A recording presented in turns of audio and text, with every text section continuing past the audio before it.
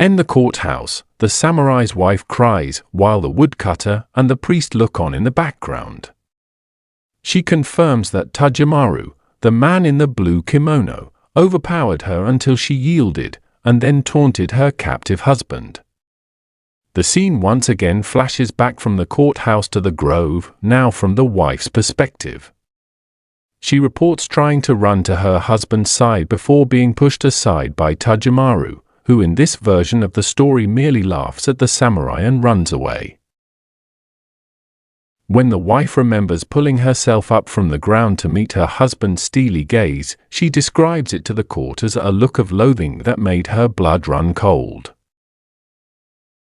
Look at her with such contempt, and covers her face with her hands, before collapsing once more in tears. Suddenly, she pulls the dagger she dropped previously from the ground, and offers it to her husband, instructing him to kill her. Rather than take the dagger, he merely watches her as she frantically paces and brandishes the blade. The wife testifies that she fainted then, and that when she awoke, she found the dagger planted in her husband's chest. She describes being in such shock she barely remembers leaving the forest until arriving at a pond, where she tried drowning herself. She pleadingly asks the court what a widowed woman in her situation should do. Under the Rashomon, rain continues to pour. The commoner complains that the more he hears, the more confused he gets, and that women fool everyone. The priest remarks that he hasn't yet heard the dead man's story. When the commoner asks how a dead man can speak, the priest reveals that a medium provided his testimony. The woodcutter dismisses this story, too, as a lie, but the priest maintains that dead men can't lie, because it would be too sinful. The commoner teases the priest for his innate belief in man's goodness, ominously suggesting maybe goodness is just make-believe. Back in the courthouse, a medium in flowing robes and ceremonial face paint performs a ritualistic dance around a low, flat table, flanked by tall reeds tied together with string and ribbons.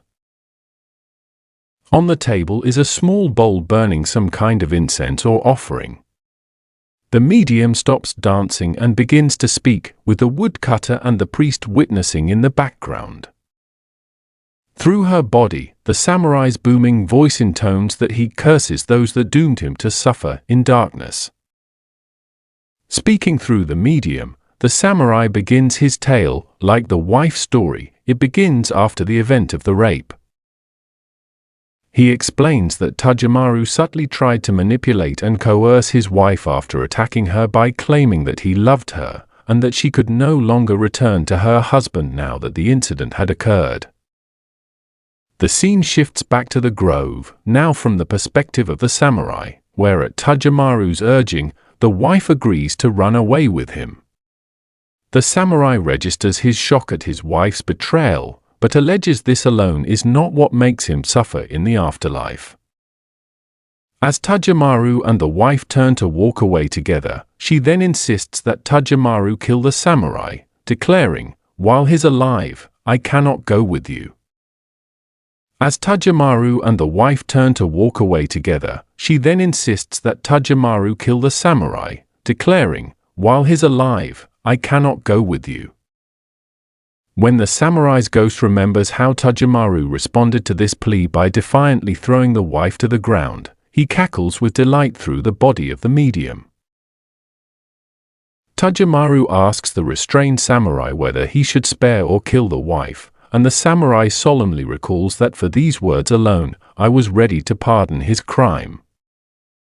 In the midst of the commotion, the wife manages to run away into the woods, and Tajamaru chases after her, leaving the samurai alone and restrained for hours.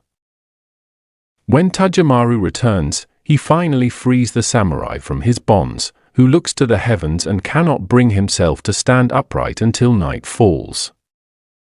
He recovers the dagger that his wife dropped to the ground and wanders through the forest, grief-stricken.